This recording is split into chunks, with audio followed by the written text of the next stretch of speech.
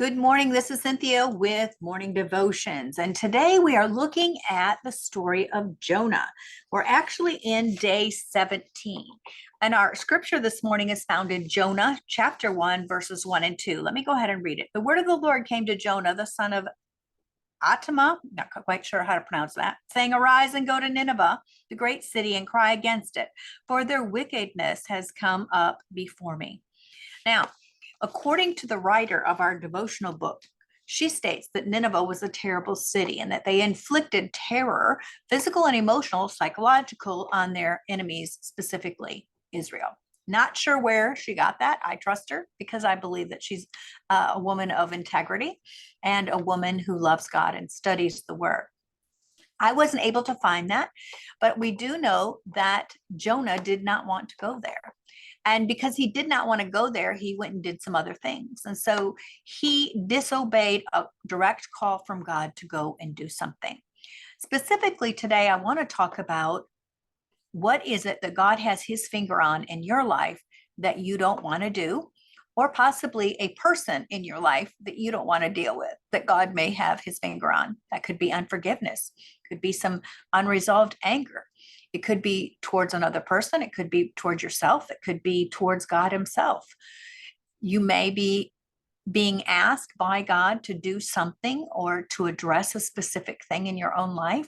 And by not doing that, you're now put yourself in disobedience.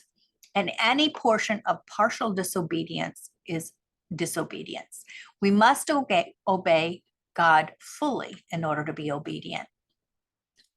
That's an interesting concept when we think about Nineveh, that Jonah himself did not want to go there.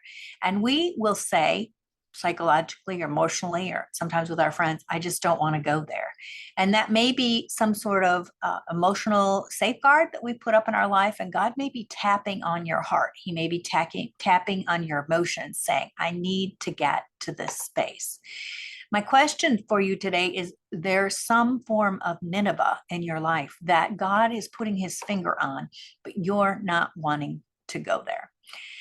Today, I also took a look at the idea of obedience. And according to the scripture, we know that obedience has many rewards. The scripture tells us that he will bless our children, he will protect us, he will grant us prosperity. Obedience can help us learn more about who God is and understand the purposes and the desires of him for our own personal lives.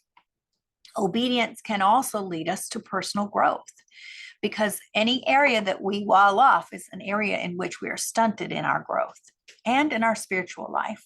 Obedience brings blessing and prosperity and joy and health. It also leads to more revelation of who he is, and other issues in our lives can be revealed when we open our lives to him.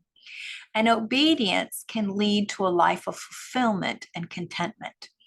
It's very important that we look at this topic in our own life. Is there an area that we have said to God, to ourselves, to our friends, to anyone, I just don't want to go there? Is it a place that God has his finger on?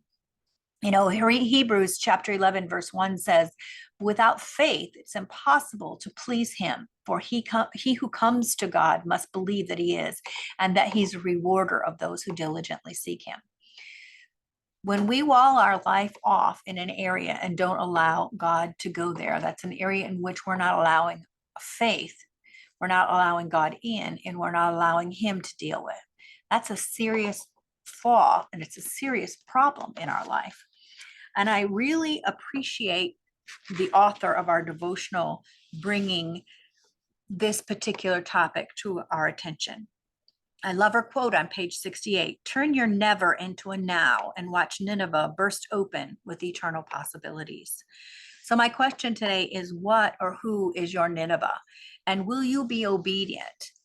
Will you turn from your disobedience, and will you be obedient and allow God to work in your life in that particular area?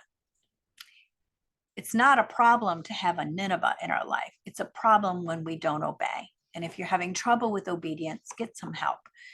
I encourage you to find someone that you can talk to, someone that will pray with you, your pastor or an online coach or a mentor. It's important that we address the Ninevehs in our life. Again, what is your Nineveh? I'd love to hear your comments. God bless you, and I'll see you tomorrow.